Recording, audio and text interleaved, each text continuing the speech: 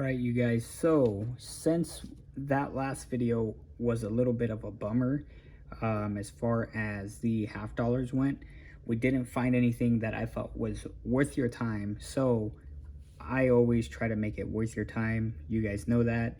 What I'm gonna do is I'm gonna show you that really cool coin that I bought. And that was something that I did a little bit of research on.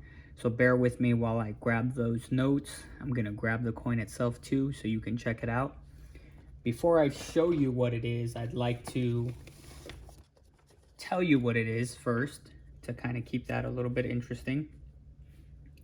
So it is an 1846 small date.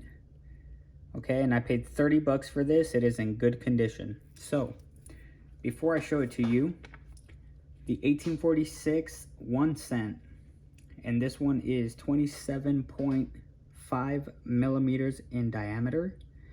It is 10.89 grams, and this was pretty much one of the first coins that was struck for circulation. So check that out, guys. What do you think about this? This is definitely a cool piece, in my opinion, because it definitely shows you what our history is, right? Being one of the first coins that was ever struck for US circulation is definitely something to be proud of, right? They also made these in full copper. So that's another really cool fact about this, is that this was, I believe, I mean, I don't know, it might be 90% copper, but from my understanding, this was at least 90, if not 100% copper. You have to imagine copper in the mid 1850s must have been a lot more affordable to strike coins with, as was silver and other metals, especially silver, that we consider a semi-precious metal nowadays. So it must have been just a lot better of a price point to get these done in.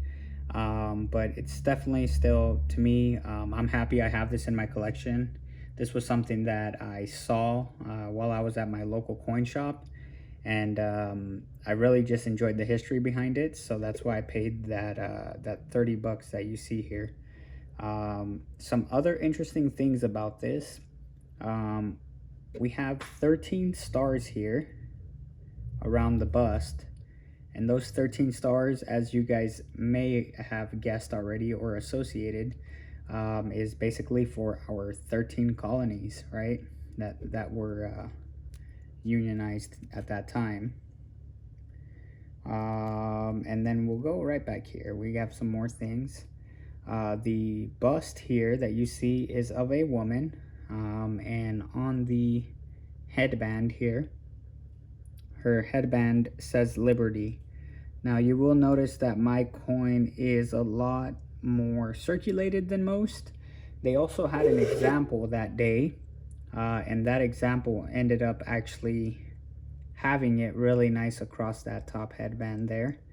That one, I believe, was going to be right around 70 bucks is what they had it for, which is why that was a little more. I really wanted to buy it, but I had also considered picking up silver that day, and I think I did pick up a $50, so didn't really have all that much spare money. But here you can still kind of see the E there. I think it's L-I-B, there's a B-E-R-T-Y. So Liberty on there. Let's see what we have on the reverse here. On the reverse, we have United States of America, which is, of course, our country. Best country in the world, if you ask me. No favoritism there at all. Just being able to travel definitely reminds me that this is home, and that it is definitely the greatest country to live on, ladies and gentlemen. So we have United States of America there, surrounding the wreath, and then inside of the wreath it says 1 cent. Now this coin, I believe you can get these anywhere from about $20 all the way up to an excellent condition. I guess $20 would be like a like a, I don't know what the grade is, like a 3, 5, 5, 6, 7, 8. This one is a 30. Of course, we all know the MS60s, 65, 67, 68, 69, and MS70. So I think all the way up to MS60 to MS70, you could probably pick these up to about 160 bucks. Just keep in mind with these coins, because of the year and the actual time frame that has passed since the 1840s, they might be a little bit harder to find with time. Again, that's not anything I researched though, so take that with a grain of salt. That's just my personal opinion. I think as time passes, and collectors want to get into earlier coins, these are definitely going to be interesting coins to get in. So that's kind of my 2 cents on this, even though this is only 1 cent. But this was a beautiful coin. It definitely did a lot to remind me of our history. And yeah, I'm really glad that this is part of the collection now. I'm not sure what kind of album I would put this in. I'm probably going to have to start an album of its own, like maybe early 1850s or 1800s, mid 1800 coin book. So this would be interesting. It's definitely something that's fascinated me. So hopefully I can pick up some more of these examples in kind of more of the 1800s, and get into the larger denominations as well, maybe like a dollar. I don't know if when they were making the seated liberties, but that would be nice to, if they had the seated liberties in the late 1800s, that would be nice to pick one of those up. So yeah, guys, guys and gals, I just wanted to share something interesting with you guys. I didn't want to leave you hanging there. I was expecting just a tad bit more from that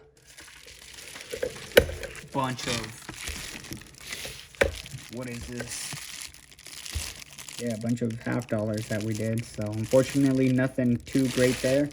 So I wanted to make sure we got you guys something good. At least we're not hanging you off the cliff with the boring half dollars that we had. So yeah, check this out. All right, guys, thanks for tuning in. We will catch you on the next one. Peace.